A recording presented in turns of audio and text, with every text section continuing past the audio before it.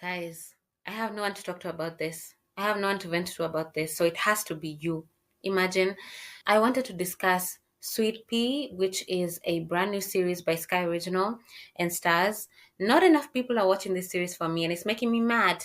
So I had to make this video and put you guys on. I hope you enjoy it. It's based upon a book of the same name, and I'm going to begin with a background, and then I'm going to move on to an episode by episode breakdown, and then finally I'm going to give my general thoughts. So this series is based upon Rhiannon Lewis, who is an invisible woman. She basically blends into the background of everyday life. People walk past her without a second glance. They barely register her existence. She works a monotonous job, and her contributions there often go unnoticed. But deep inside of Rhiannon, there's a storm brewing. There's a lot of anger and a lot of resentment that has been festering below the surface because of years of being ignored and being belittled. And one day, after a series of personal setbacks, she just decides, you know what, enough is enough. I'm sick of you. She gets to a breaking point. So let's move on to the characters in the show. We have AJ, my favorite human. He's a love interest. Then we have Norman, her boss. Then we have Jeff, her co-worker who makes life unbearable for her. Craig, her situationship guy, aka her F-buddy, aka her friends with benefits. Then we have Seren, her sister, who mostly ignores her. Then her mom, who abandoned her. Julia, her bully, who made her life a living hell while she was in school. And then her dad and her dog and a cop named Marina, who is an interesting one.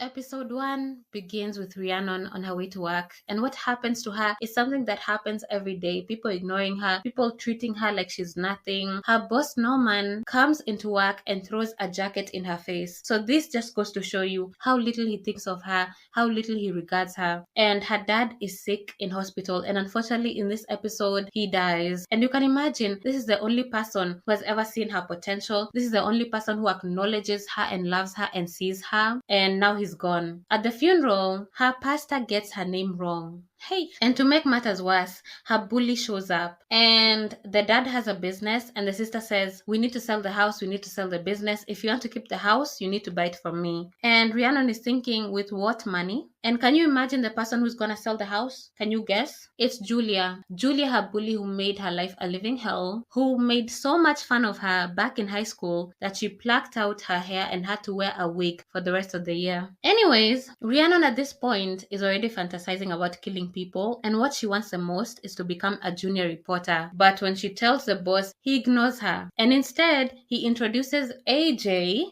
as the new junior reporter, and she's thinking, what the hell? She's upset that this Nepo baby is coming to take over her job, and she's pissed and decides, I'm going to get rid of him, I'm gonna kill him. So she follows him in this dark alley, but AJ, he's a smart cookie. He catches on that someone is following him, but she's very quick and she brushes it off and says, oh, I just needed your email. And being the sweet man that he is, he asks her point blank, did I take your job? Damn. Rhiannon says, no, it's not a big deal. Let's just move on. That same day also, her dog dies. Yani, we're going from worse to worse.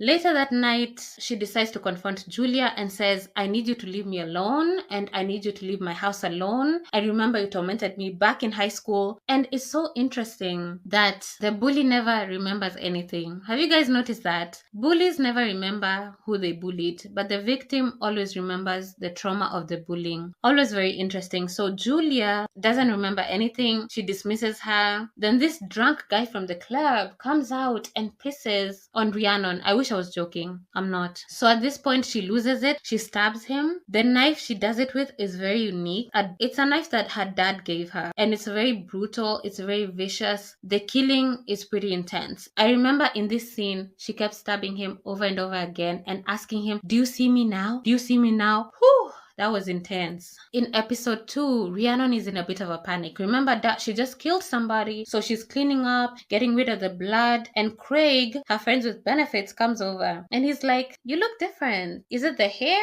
You're looking kind of good. What's up? And he tells her basically, I want to buy your dad's business. In the meantime, the police find the body of the guy she killed, and Rhiannon wants to be the first one to break the story. So she goes to Norman, and Norman says, go with AJ. But the thing that she wants to really know is, did this guy deserve it? Was I the wrong one? Was he a good man? Did I get rid of a good guy? Then she finds out he wasn't. Her and AJ go and interview his family, and of course his family is gonna gas him up and say, oh, he was a good man, blah blah blah. But it turns out he was a bully, and he bullied his co-worker named Dave and stalked him, and he actually had a restraining order put up against him. So she's safe. He wasn't a good man, and she justifies it in her head and says, he was a bad guy, so he deserved to die. For the first time ever, this never happens, but her colleagues invite her out for karaoke. And while she's there, she sees Craig, and Craig is like, did you think about what I told you about the business? And she tells him, no, I actually don't trust you with my dad's business. And Craig is taken aback. He's wondering, where did this confidence come from? The police pass by the karaoke bar, and she's freaking out thinking, are they on to me? Do they know it's me? Do they have suspect? Am I gonna get arrested? But it just turns out they just wanted information. While at the bar, she sees a guy who is being mean to the waitress, the bartender, whatever you wanna call her, and she just thinks to herself, this is a man I need to take out my frustrations on. So she follows him, the same MO. She stabs him multiple times, and this time you can see a difference in her. She's no longer feeling guilty about it. She's thinking this is normal, and she just goes about her business, and the confidence is getting better and better and better every day. Episode 3, Rhiannon decides Julia is a problem. Julia is the one I need to get rid of. Craig decides to apologize, and he says, listen, I've been terrible to you. Let's go out. Let's talk. Rhiannon is excited. She's thinking, oh, maybe he wants me again, but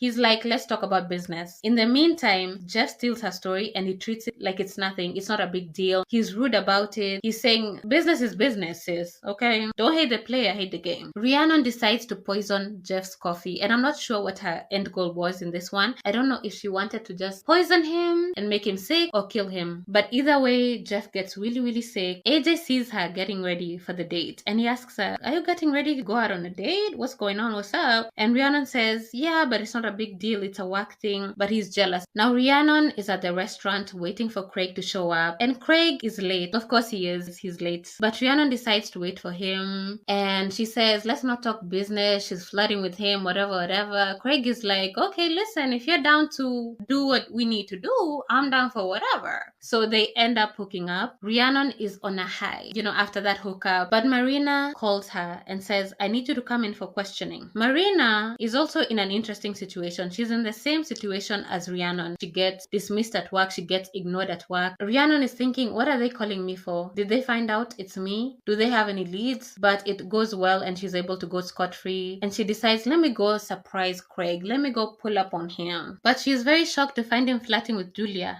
And Julia and Craig are collaborating to sell off her house. Now from afar, Julia, it's like she has a perfect life. She has a good job. She has a hot fiance. Everything is going well for her. Rhiannon thinks to herself, she doesn't deserve it. So she decides to kidnap Julia and keep her in her house. Episode 4. Rhiannon is now planning to kill Julia. And she actually goes ahead and puts a knife to Julia's neck, but she just can't. Because mentally, Julia still has a hold on her, and she's taunting her. And in a weird power move, in I guess a way to reclaim back her power, Rhiannon decides to sleep with Craig, and it's a pretty intense scene. Ooh, that was spicy, okay? Her confidence at this point, it's peaking. She's walking around the office like she owns it. She goes to Norman and she says, I'm done playing those games. I want the junior report job. Norman says, listen, I'll think about it, but you have to get me a good story. AJ, my sweet baby, he's encouraging her. He's saying, let's work together. In fact, let's meet tonight. Rhiannon is down. At this point, Julia has been missing for a while. Rhiannon decides to go interview her friends. She also decides to go visit the fiance and ask him a couple of questions, but he just doesn't seem concerned. So she's like, what's up with him? And while she's there, she pours coffee on his couch and steals Julia's top. Her first story gets published, and she's happy. Rhiannon's sister called her and says the surveyor is coming to see the house and we need to finalize everything. So Rhiannon decides to rush home before the surveyor can do that. Remember, Julia is still in the house, so she's thinking, I don't want the surveyor to find Julia. But she gets there in time and she manages to stop him. My sweet AJ has been waiting at the club. But of course, who shows up? Craig. And Craig wants to make it very clear that, yes, I have been sleeping with her.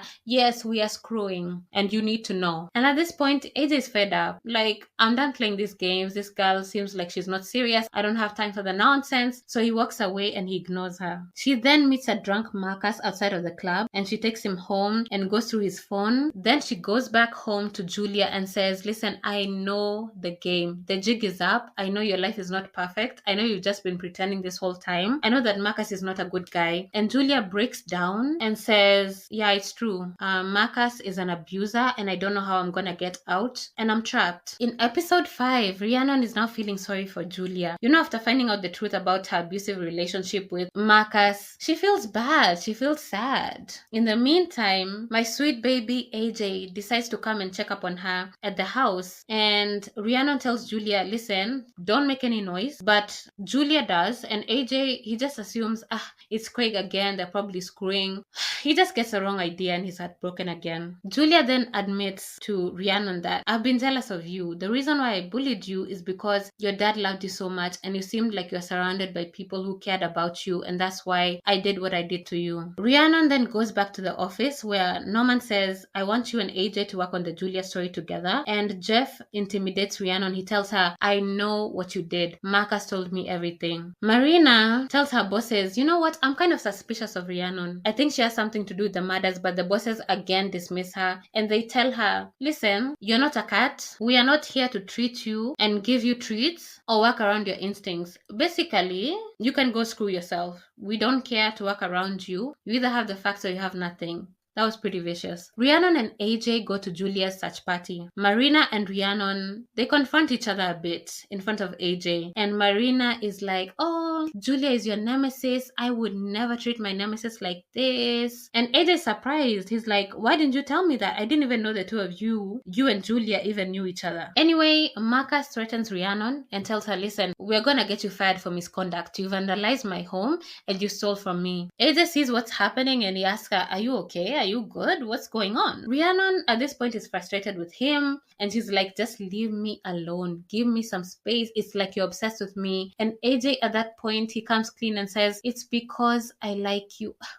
Give this man a hug. I love him so much. Rhiannon follows Marcus and decides, you know what? I need to get rid of this guy once and for all for what he's been doing to Julia and what he's doing to me right now. She follows him and plans to kill him, but just when she's about to, boom, Jeff sees her. And immediately it clicks for him. Oh, she is the killer. And as Jeff is trying to get away, he gets hit by a truck. So, whew, she's safe for now. The threats now from Marcus are starting to come in. Rhiannon just goes to Julia and says, hey, we need to get rid of Marcus. We need to corner him, set him up, and get him behind bars. So they decide to break into Marcus's house and they stage it in a way where he finds Julia tied up and he reacts in the wrong way. This abuser decides to get jealous. He starts asking Julia, did you have sex with the kidnapper? Who is he? And he plays victim. Can I know, why is it that abusers always cry when they are confronted? Why is it that they always threaten to off themselves every time when they're confronted? So he does what narcissists do. He threatens to off himself, and Julia is falling for his manipulation, and Rhiannon is just thinking, are you kidding me? We're not gonna do that. You're not gonna forgive this guy after everything he's done. Not on my watch. Not on my watch. She decides to throw him off the balcony, and it's RIP Marcus at that point. And Julia is freaking out. She's losing her mind, and it ends with the police arriving at the house. Episode 6 was crazy. This was insane. The finale episode, my mind is still reeling. What just happened? So Rhiannon and Julia, they're taken in for questioning because the police want to know what happened. Marina and Rhiannon, they're now enemies, now for real, because they're both suspicious of each other. And as Marina is confronting Rhiannon, she's trying to neg her, push her, just to get a reaction out of her. But Rhiannon, she stands on business. And Julia covers for her too, luckily. Marina ends up looking like the crazy one. The boss tells her, listen, I'm tired of your nonsense. The truth is, you're not overlooked, you're just not good enough. Damn, ouch. Craig comes to pick Rhiannon up, but on the way she sees reporters outside of Julia's house because everybody wants the scoop. AJ is relieved to see her and they share a sweet hug. And he tells her, I'm glad you're okay. She tells him, I'm sorry for how I treated you. And he says, I'm sorry if I came across as obsessive. I'll stop bothering you. This was so adorable. This was such an adorable scene. But Craig interrupts them Again, Rhiannon goes to her house and she gets her dad's ashes, and Julia comes over to see her. They're able to talk and hash things out. Rhiannon says, we need to let loose. We need to go to the club and have a good time. In the club, we all fell. I'm sorry, I had to do it. Marina is going crazy over the case and she just cannot let it go. She decides to break into Rhiannon's house, hoping to find something, some clue, some piece of evidence that's going to tie Rhiannon back to the murders. At the club, Craig pulls up. The two of them, Rhiannon and Julia, they're high, so they end up making out. Why? Nobody knows. Let's call it a drunken snog. Rhiannon sends AJ a drunken text saying, I'm obsessed with you. Marina, she finds a CCTV video of Rhiannon slashing Julia's tires and she's like, I finally got her. I have something on her. Rhiannon, Craig, and Julia find themselves on a rooftop. Rhiannon decides to spread or throw away, spread her dad's ashes. And AJ replies to her text and says, I'm obsessed with you too. I'm so down bad for AJ, you guys. So Rhiannon goes back to her house and finds Marina. And Marina says, listen, I found the CCTV and I'm on to you. Rhiannon says, you cannot use this against me because you broke in. So this is not admissible in the court of law. She goes ahead to throw shade at Marina and says, you literally have no life. You're so pathetic. All you can do is break into people's houses. Now, when Rhiannon and Julia go to the Gazette to tell her story, Julia's energy it's off. It's almost kind of like she wants to tell people the truth, but she holds back. And Rhiannon is like, what is going on? Are we still on the same team? And Julia ends up storming off. Rhiannon decides to break up with Craig and he does not take it well. He says, there is something going on with you and Julia, like sexually. You have been using me this whole entire time, so I want you to sell me the business. This man then pulls up papers. He says, sign these papers. I have them right here. I have a copy. I'll make this very convenient for you and we can be done. And Rhiannon decides to sign them. He also tells her the most painful thing. He says, I don't think your dad would like who you are now. Whew.